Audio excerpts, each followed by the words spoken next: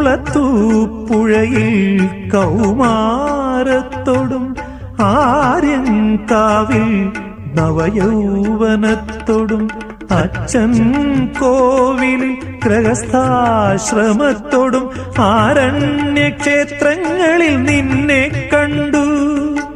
എന്നിട്ടും നൈഷ്ഠിക ബ്രഹ്മചാരിയാം നിന്നെ കാണാൻ ശബരിഗിരിയിൽ വന്നു. നിന്നെ കാണാൻ ശബരിഗിരിയിൽ വന്നു.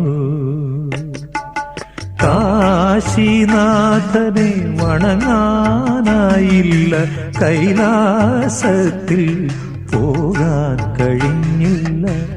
വിഷ്ണു മഹേശ്വര പുത്രദർശനത്താൽ വിഷ്ണു മഹേശ്വര പാദം നമിച്ചു.